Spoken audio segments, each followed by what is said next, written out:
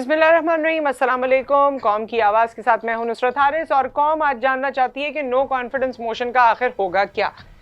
जिससे भी सवाल करें वो ये कहता है 50-50 है। जिससे भी मैंने बात की है कोई भी कॉन्फिडेंटली, हाँ शुरू में बहुत सारा एनालिसिस दे देते हैं और बातें कर देते हैं और कह देते हैं। ऑपोजिशन से आप बात करें, they are too very confident. वो कहते हैं जी इस बार तो हम बाजी ले,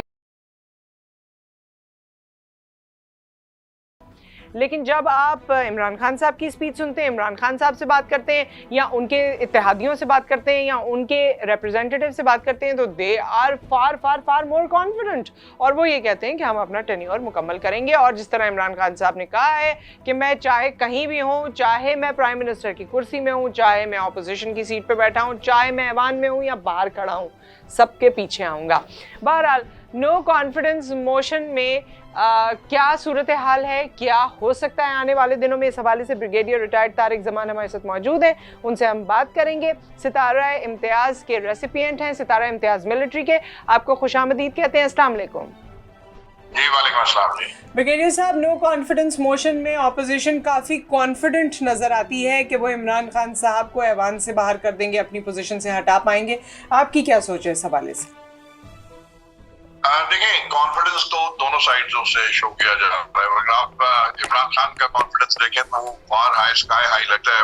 इवन अंटिल लास्ट, पिछले एक दो जलसों में भी आपने देखा होगा, जो नॉर्मली स्टेटमेंट्स आती रहती हैं फ्रॉम टाइम टू टाइम। अच्छा, मैं इस कॉन्फिडेंस को उस वक्त तक मैं बैलेंस ही समझूंगा जब तक कि बिल्ली थाले से एक्चुअली बाहर नहीं आती। और जिस दिन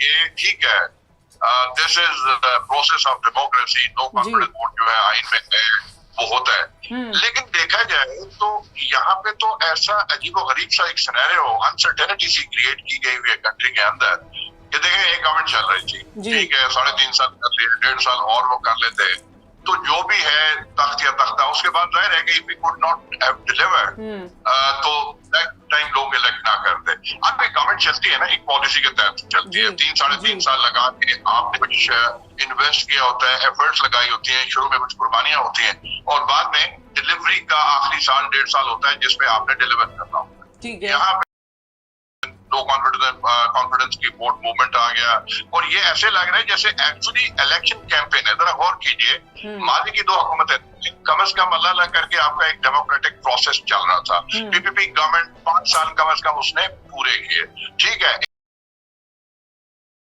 गिलानी को कोर्ट ने जब तय किया तो उसकी जगह राजा परवेज अशरफ आ गए, लेकिन पार्टी की गवर्नमेंट थी, पीपल्स पार्टी की। उसके बाद PMLN जी वही 5 साल पूरे नहीं हुए, पानामा लीक्स में नवाज शरीफ साहब गए तो उनकी जगह राजा परवेज, उनकी जगह शायद खाकान अब्बासी वो आ गए, लेकिन नून लीग की गवर्नमेंट ने एक टेन्योर पूरा किया।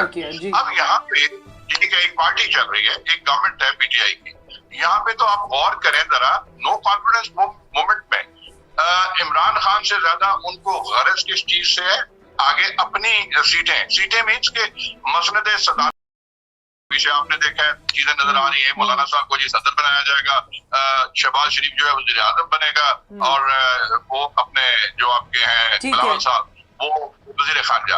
तो यहाँ पे ये लग रहा है कि ये एक इलेक्शन कैंपेन चल रही है, नॉट नो कॉन्फिडेंस मूवमेंट का जो है। उसमें अगर आपको गरज है कि जी if you are not confident satisfied with Imran Khan, आप बोले जी ठीक है हम उसको निकालेंगे इन हाउस ऑफ तब्दीली। ठीक है ब्रिगेडियर साहब, हैविंग सेड दैट आप देखिए कि जो 172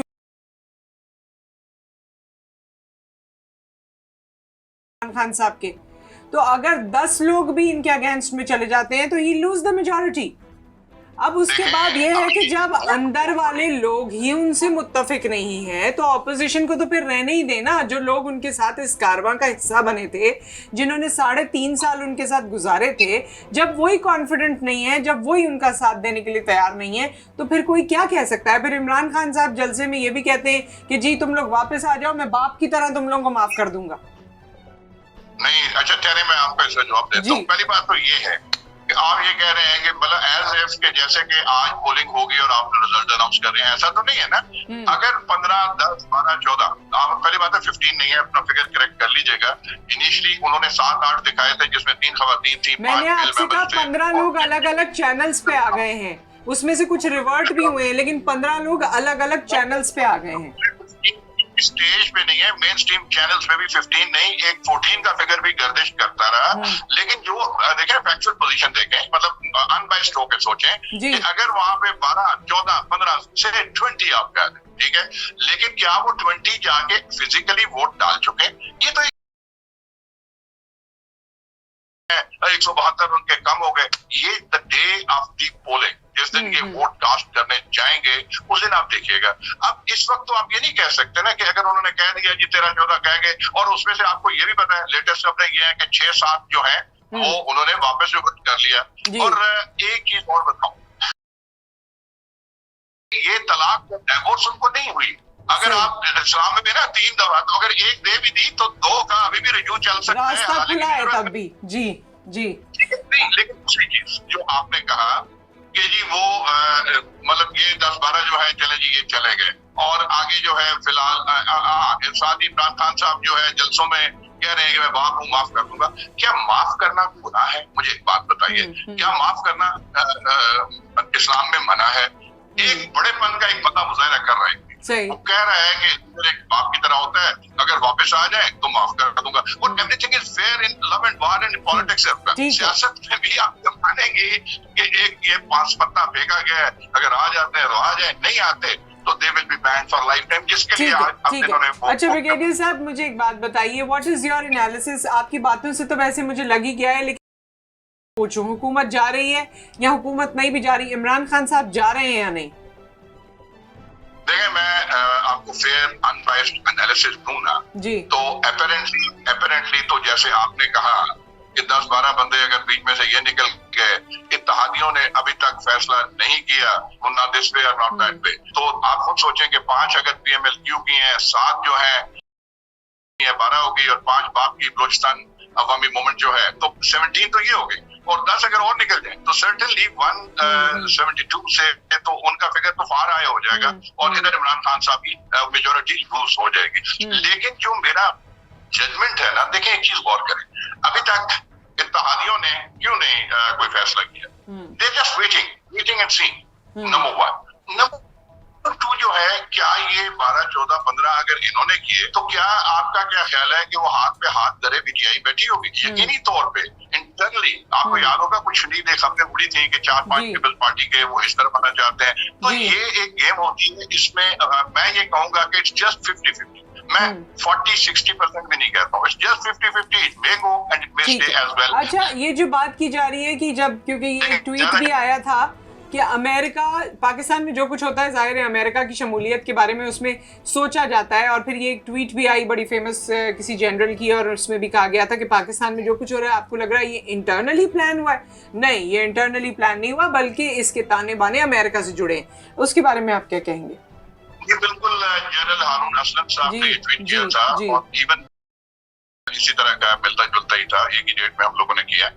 देखिए, इसमें कोई शक नहीं है। आज असद उमर सिंह, मैं देखा है कि मेन स्ट्रीम चैनल पे उन्होंने कहा जी हमारे पास फॉरेन इन्वॉल्वमेंट के एविडेंसेस भी आ गए हैं, और मुनासिब वक्त पे इमरान खान साहब वो भी कौम को दिखाएंगे। गालिबन ये 27 का जो जलसा है ना, that would be a very very vital one. उसमें बहुत सारी चीजें, राज की बातें निकलेंगी, इसमें कोई शक नहीं। अमेरिका, उसके देखिए मैं लॉजिक देता हूँ कि नेटो फोर्सेज यहाँ से अफगानिस्तान से नाकाम नामराद होकर वापस गए, इंडिया अपने जख्म चाटता हुआ यहाँ से भागा तालिबान की सक्सेस के बाद। अमेरिकन ने भी आपस की बात है कि मिन्नतें तरले करके उनके साथ तालिबान से मुज़ाकरात करके अपने आप को यहाँ से इवैक्यूएट किया, वो भी निकले और उन्होंने शुक्र किया। लेकिन वो सारे उनके वो प्लान्स फेल हो गए। जिस तरह आप देखें ना कि इनके जो थिंक टैंक्स ने इनिशियली फैसला किया था कि इराक, शाम, मिस्र, यमन और उसके बाद Pakistan being a nuclear power, वो डायरेक्टली इन्वॉल्व नहीं हो सकते थे। उन्होंने थ्रू तालिबान, थ्रू इंडिया, इस तरफ से अफगानिस्तान, नेटो फोर्सेज, और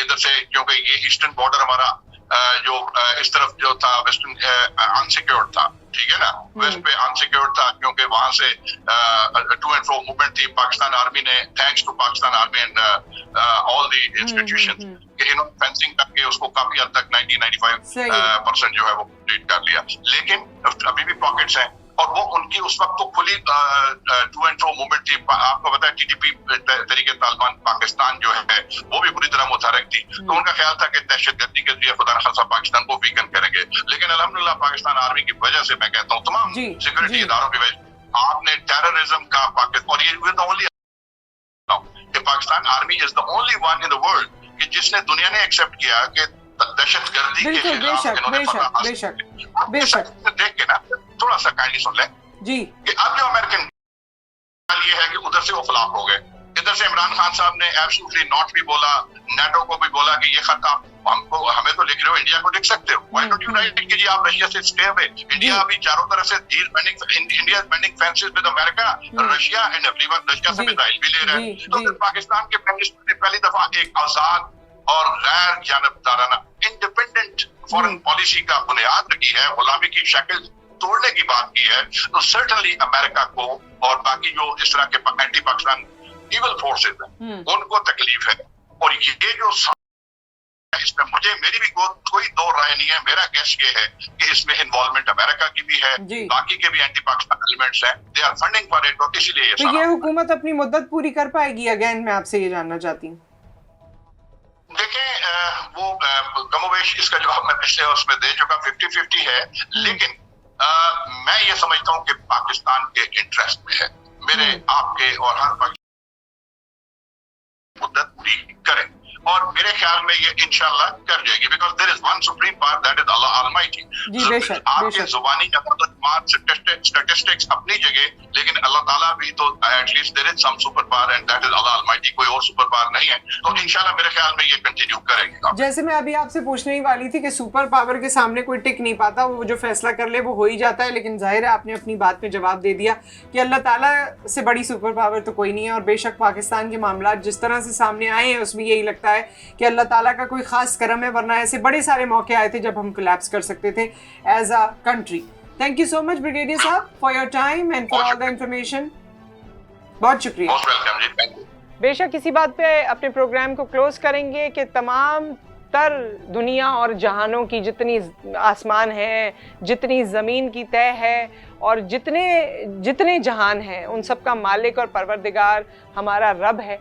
और हमारे रब के ही इशारे पर एक जो कुछ होता है वो उसके एक इशारे पर हो जाता है, उसके कुन कहने से हो जाता है। तो अल्लाह ताला हम सब के लिए बेहतरी के मामलात करे। और देखते हैं कि इसके अलावा जो दुनिया में कुव्वतें हैं वो अपनी कुव्वत को कहाँ तक इस्तेमाल करती हैं और उनकी कुव्वतें या उनकी जो प्लानिंग है वो कहाँ तक रंग लाती है। विद दैट अपना ख्याल रखिए, फिर मुलाकात करेंगे। अल्लाह हाफ़िज़। वॉइस ऑफ नेशन की वीडियोस देखने के लिए हमारा चैनल सब्सक्राइब कीजिए और बेल के आइकॉन पर क्लिक कीजिए ताकि आप हमारी तमाम आने वाली वीडियो से बाखबर रह सकें।